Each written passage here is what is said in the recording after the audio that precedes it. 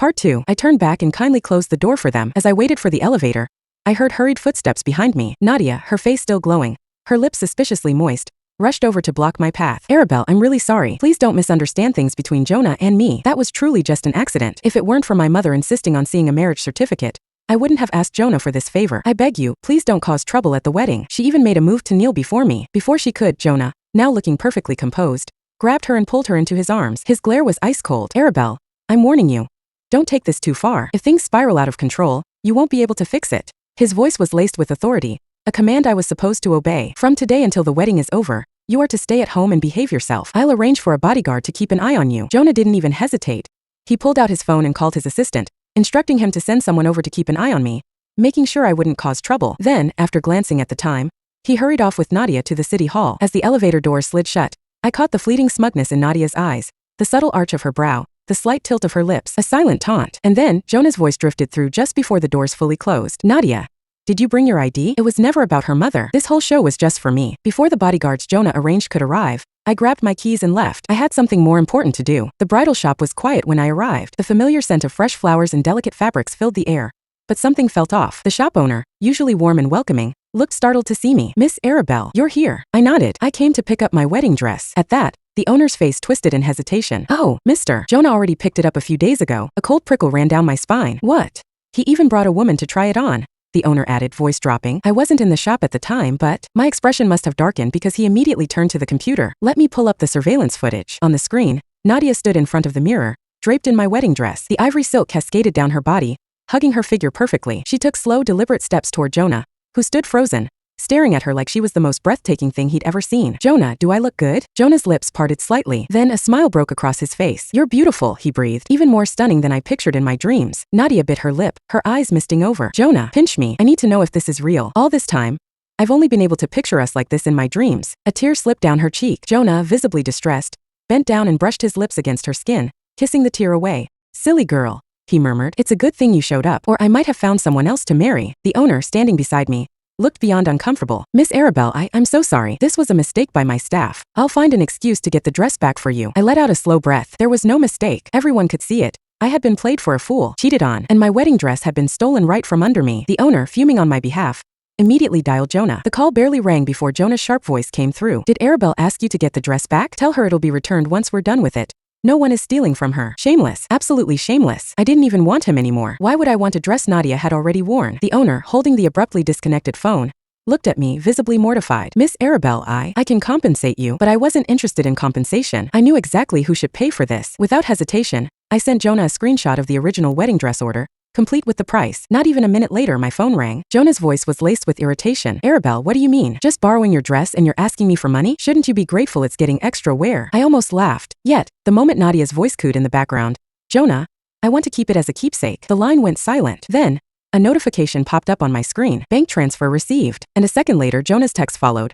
When we get married, just rent a dress from the shop. No need to waste money. I stared at the message. 6 years together, and for the first time I realized I never truly knew Jonah. My gaze flicked to the location tracker in our couple's app. He was still at the city hall. I thought it would hurt, but I felt nothing at all. With a quiet exhale, I disabled our shared location. Just then, the arrival of Jonah's assistant, Zane, broke the silence. 2 bodyguards trailed behind him. Zane, who had once greeted me with warmth and respect, now looked at me with undisguised contempt. His tone remained polite, but it carried a distant coldness. Miss Arabelle, as long as you refrain from causing any problems, we won't interfere with where you go. A warning. I couldn't be bothered with fair-weather lackeys. Without another word, I drove straight to my office and resigned from my job. But when I finally returned home, something else was waiting for me. At the parking garage, my car slowed as the automatic gate failed to lift. I rolled down my window. The security guard checked the system, his brows furrowing. Apologies, miss. Your usual parking spot is now registered to another car. I scanned the code again, but the parking garage gate remained stubbornly closed. Through the barrier, I saw a sleek, unfamiliar car parked in my designated spot. Recognition struck me instantly. It was the car Jonah had promised to give me 2 months ago. But now, the person stepping out of it wasn't me. It was Nadia. She saw me immediately, her gaze flickering in my direction. But instead of acknowledging my presence, she put on a deliberate act, lifting a bright red marriage certificate and waving it in front of Jonah. Jonah, she said, as soon as the city hall opens tomorrow, I'll go with you to apply for a divorce. That way, I won't delay your wedding with Arabelle. The only thing redder than the marriage certificate was Nadia's teary eyes. Jonah reached out, rubbing her head with an affectionate indulgence. His voice was low, coaxing. Silly girl. he murmured. Just wait a little longer. Arabelle won't marry anyone but me. She'd wait years if she had to. They turned away, walking hand in hand toward their home. I stood still, watching their retreating figures, but I felt no pain, just a quiet, simmering exhaustion. Without hesitation, I booked myself a hotel, but the air in the room felt suffocating.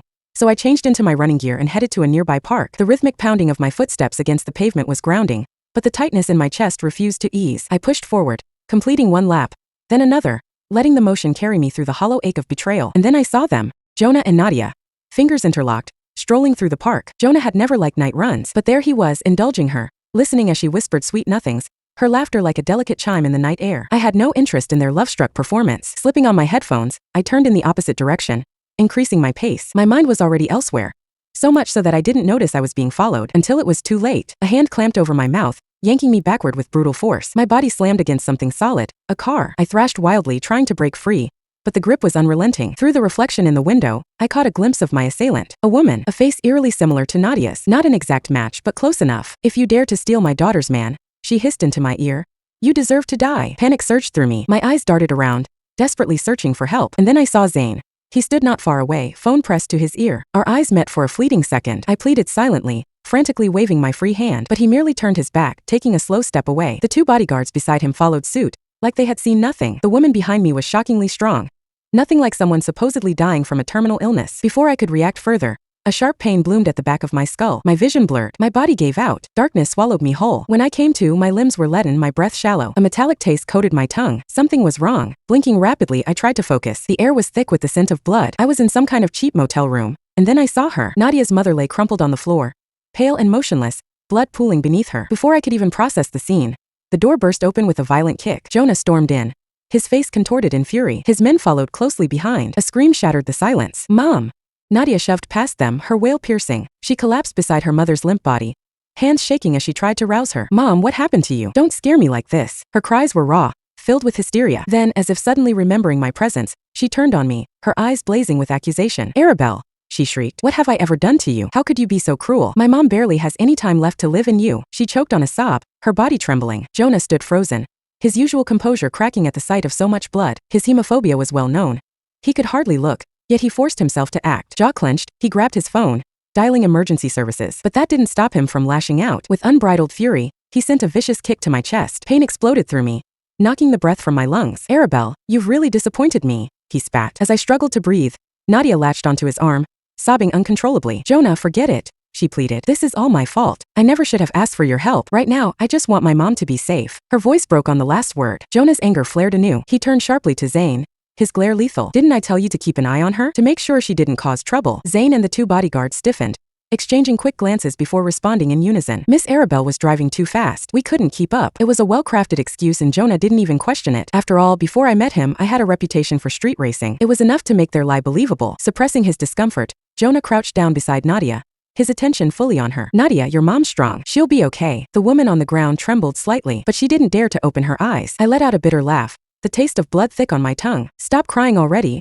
I muttered, voice hoarse, or your mom won't be able to keep up the act. The moment the words left my mouth, Nadia snapped. With a wild, furious cry, she grabbed the blood-stained knife from the floor and lunged at me. Arabelle, I'll give Jonah back to you, okay? Why did you hurt my mom and then slander her? Do you even have a conscience? Her grip on the knife was unsteady, her rage blinding. Jonah moved in an instant, seizing her wrist before the blade could reach me. With a swift motion, he pried the weapon from her grasp. Then, without hesitation, he pulled her into his arms, holding her shaking body tightly against his own. Nadia turned to him in disbelief, her voice shrill with anguish. Jonah, my mother is barely clinging to life because of Arabelle and you're still protecting her? Tears streamed down her pale face, her body trembling as if she would collapse at any moment. If I weren't the one being framed, even I might have believed her, believed that I was some heartless monster who had done the unthinkable. Under my gaze, Jonah gently wiped the blood off Nadia's hands with his own sleeve, his touch tender. I just don't want you to dirty your hands, he murmured, his voice soft in contrast to the madness unfolding around us. Then, as if something in him shifted, he pushed Nadia aside and slowly walked toward me. His expression was unreadable, his steps unhurried, deliberate. My body tensed involuntarily,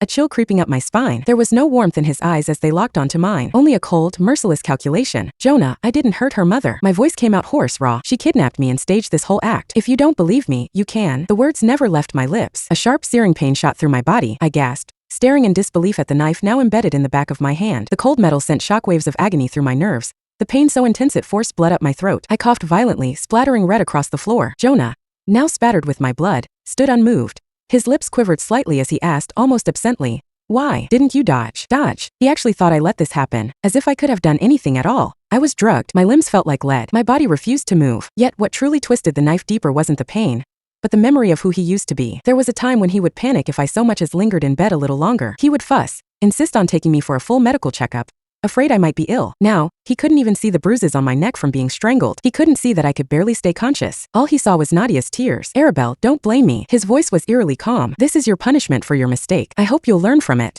He had already passed judgment. Without hesitation, without verification, the ambulance arrived swiftly, but I was not among the priorities. They took Nadia's mother away, Jonah by her side, holding her hand as if she were the most precious thing in the world. I, however, was left behind, discarded in a corner like an afterthought. With the knife still lodged in my hand, a kind stranger took me to the hospital, where I finally regained consciousness hours later. The first thing I did was report the incident to the police. Jonah stormed into my hospital room not long after, his face dark with fury. Arabelle, what the hell are you doing? His voice was laced with impatience, as if I were a nuisance. The evidence and witness testimonies are all against you. Have you lost your mind? Call off the report immediately. I can't marry a woman with a criminal record. I didn't even look at him. Okay, I said flatly. For the first time, Jonah hesitated. Perhaps he expected me to fight back, to plead, but I didn't. Satisfied, he left without a single word of concern. The day of my discharge, I went home to pack my things, only to find the entrance decorated for the wedding, the one that should have been mine, and the door had a new passcode. I hired a locksmith to break in, gathered my belongings and left. After all, I had a wedding to attend. As my plane landed,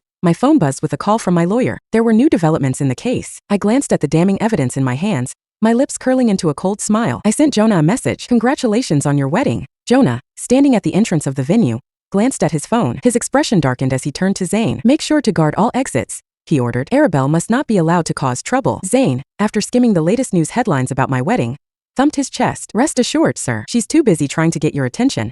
She won't be coming to make a scene.